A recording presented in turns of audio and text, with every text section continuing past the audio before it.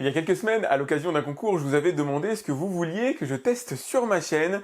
On va tester aujourd'hui le produit qui est arrivé sur la 3e marche du podium. Bienvenue sur AliExpress pour le test de l'économiseur d'eau. La marque c'est Zangia, je ne les connaissais pas, j'imagine que vous non plus, et le produit est arrivé chez moi 10 jours après la commande. La commande en question, je l'ai passée sur AliExpress, comme vous pouvez le voir, ça m'a coûté une vingtaine d'euros, et c'est la résultante du jeu qui est juste ici. Alors pour ceux qui ne le connaissaient pas, voilà, je vous avais demandé vos produits préférés, ceux que vous vouliez que je teste moi directement sur ma chaîne. Il y avait un classement de 5 produits au final et l'économiseur d'eau est arrivé 3e avec 21% des suffrages. Et voilà l'économiseur d'eau, il pèse une centaine de grammes, je vous montrerai tout à l'heure l'installation. Il y a une batterie intégrée à l'intérieur pour activer les déclencheurs que vous avez juste ici. Cette batterie se recharge via le port micro USB. La batterie devant tenir à peu près 6 mois pour la recharger, c'est simple, hein. Vous la branchez à une powerbank, vous le branchez à votre chargeur de smartphone, ça fera très bien l'affaire.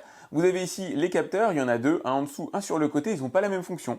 Le capteur sur le côté permettra d'avoir un débit d'eau continu, donc vous avez l'eau qui va couler en continu. Dès lors que vous l'activez une fois en mettant votre main à peu près 5 cm du capteur, l'eau coule. Si vous remettez votre main une deuxième fois, l'eau s'arrête de couler.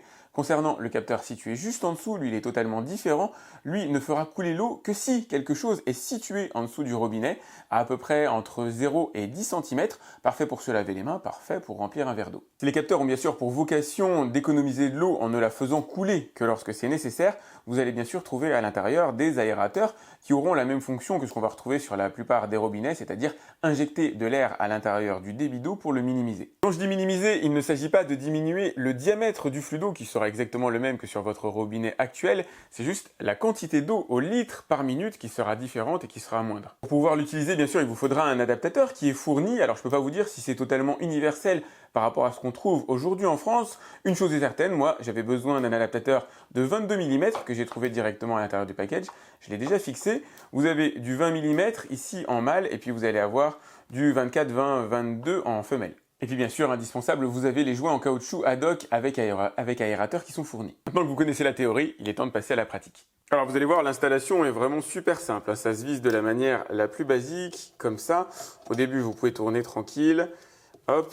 Et après, ce qui est vachement sympa, c'est que il y a une clé qui a été fournie, une clé qui s'adapte parfaitement ici au système, au pas de vis, qui permet vraiment de bien serrer. Hop, sans avoir à utiliser un quelconque outil d'une mallette, sans avoir à utiliser les mains. J'ai essayé au début de le faire à la main, mais non, ça génère des fuites. Il faut le faire avec le petit outil là, tranquillement. Hop, ça permettra, le perdez pas, ce sera pratique aussi pour le desserrer, si jamais vous voulez pas le recharger directement sur le robinet. Bon, là, je pense que ça doit déjà être serré correctement.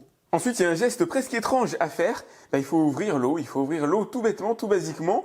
Et faut-il à un moment donné refermer ou pas le robinet quand on l'utilise ou pas? Je n'ai aucune idée. Je dirais le temps de lui faire confiance, oui, mieux vaut refermer le robinet. Je pense que de manière générale, mieux vaut fermer le robinet. Mais dans l'absolu, si vous le laissez ouvert, tant que vous ne passez pas votre main à côté du système, il n'y a pas d'eau qui coulera. Donc c'est ce que je vais faire. Je vais mettre la main en dessous, à moins de 10 cm. Si je retire ma main, ça s'arrête quasiment instantanément. Hop.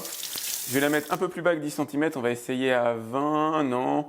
Là, je dois être à 15. Ouais, donc c'est ça. C'est à peu près 10 cm pour obtenir un débit d'eau. Et si vous voulez l'eau en continu, c'est simple, vous faites ça.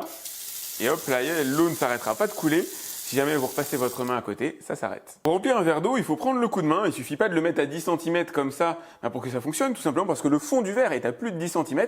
Donc il faut rentrer le verre à l'intérieur du détecteur. Et quand vous avez fini, vous le ressortez. Il y a toujours un petit peu de déperdition malheureusement. Et pour remplir une bouteille dont le fond est trop bas pour être détecté, dans ce cas-là, il vous faudra activer le menu, le petit détecteur sur le côté et couper au moment où vous le souhaitez. Et là, du coup, il n'y a plus de déperdition d'eau, tout simplement parce que l'action est manuelle. Pour illustrer les économies en matière de débit d'eau, on va d'abord faire le test sans rien au bout de mon robinet. Donc, je vais essayer de chronométrer et de faire le test en même temps. Ça va pas forcément être simple. Après, je recyclerai l'eau pour les plantes. On va faire ça.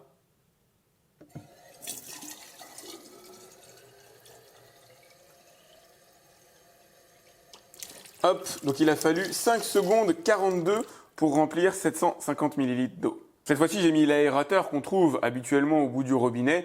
Alors moi, ça doit être assez classique. C'est pas moi qui l'ai installé à la base. On va faire le test.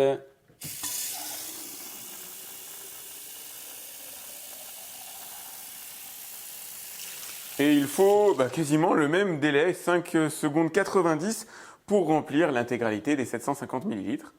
C'est bizarre d'ailleurs qu'il n'y ait pas plus d'écart parce que franchement, objectivement, quand on allume ça, on a la sensation qu'il y a vraiment de l'air à l'intérieur du débit d'eau, mais pas tant que ça finalement. Regardez d'ailleurs, pour comparer, vous allez voir, c'est limpide et c'est le cas de le dire. Lorsque j'allume l'eau, c'est totalement limpide alors que c'était totalement brouillé avec ça.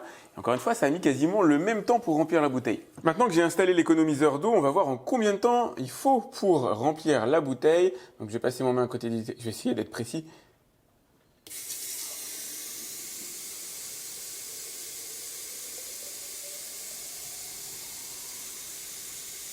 Cette fois-ci, le résultat est très différent, que ce soit du débit d'eau naturel ou du pseudo-économiseur d'eau tout pourri que j'avais installé sur mon robinet. On est passé à 7 secondes 80. Autrement dit, en débit d'eau continu, vous allez économiser entre 25 et 30% sur le robinet sur lequel vous aurez installé l'économiseur d'eau. C'est quand même tout sauf négligeable à mon avis, rapporté à une année. Je pensais que ce truc-là serait vraiment efficace parce qu'on a la sensation qu'il y a de l'air qui est inclus à l'intérieur de l'eau. Mais non, ça participe à hauteur de 5% de réduction du débit naturel, on va dire, de mon robinet. Donc ça, c'est vraiment ridicule, c'est assez négligeable, je trouve. Surtout, parfois, on peut les trouver relativement chers dans le commerce. Enfin, cher, il y a cher et cher. Je pense que ce truc-là se rentabilise assez rapidement. J'ai pas encore fait le calcul, mais à mon avis, ça doit pas être très difficile de le rentabiliser. En tout cas, une chose est sûre, quand on cumule le débit d'eau en continu et le côté séquentiel en appuyant pour déclencher l'eau, franchement, à mon avis, effectivement, il mérite son titre d'économiseur d'eau. Seul petit point embêtant que j'ai noté pour retirer l'économiseur d'eau. Alors normalement, il y a cette fonction-là de la clé qui est fournie. Donc il suffirait de faire effet de levier comme ça. Et pour le détacher, personnellement, j'ai pas réussi, en tout cas, j'ai pas osé trop forcer, j'ai pas envie de l'abîmer non plus. Donc voilà, il va falloir le dévisser, aller le recharger ou mettre une powerbank directement ici. Ça se recharge en environ 3 heures. Écoutez, merci beaucoup de me l'avoir fait découvrir. Je crois que la meilleure des conclusions, c'est tout simplement que nous, on va l'utiliser à titre personnel, ce qui vous permettra de me demander directement dans les commentaires de vous faire un retour graduellement de ce que j'en pense, de ce qu'on en pense avec ma femme au quotidien, parce que bon, on va l'utiliser quand même assez fréquemment. Donc quel que soit le moment où vous voyez cette vidéo, n'hésitez pas à me laisser un petit message, un petit commentaire pour me demander comment ça se comporte au quotidien. Est-ce que ça tient la charge? Est-ce que ça tient la route? J'ai pas la donnée aujourd'hui de la durée de vie réelle de la batterie. Normalement, c'est censé tenir à peu près 6 mois. Si ça tient un petit peu moins, c'est pas très grave. Le robinet reste utilisable de toute façon. S'il vous intéresse, je vous ai mis le lien directement dans la description. Comme d'habitude, pensez à liker cette vidéo, c'est important pour moi. Si vous avez des produits à me recommander, à me demander de tester, n'hésitez pas aussi à me les écrire en commentaire. C'est important parce que, en général, je les choisis en fonction de mes besoins personnels, en fonction de mes idées personnelles, qui cadrent pas forcément toujours avec les vôtres, et puis tout simplement parce que vous avez des idées que moi j'ai pas, et du coup ça m'arrange vraiment beaucoup. Donc n'hésitez pas à vous abonner à ma chaîne si c'est pas déjà fait, à cliquer sur la cloche pour être alerté lorsque je lance une nouvelle vidéo comme d'habitude, et je vous dis à très vite sur AviExpress. Salut!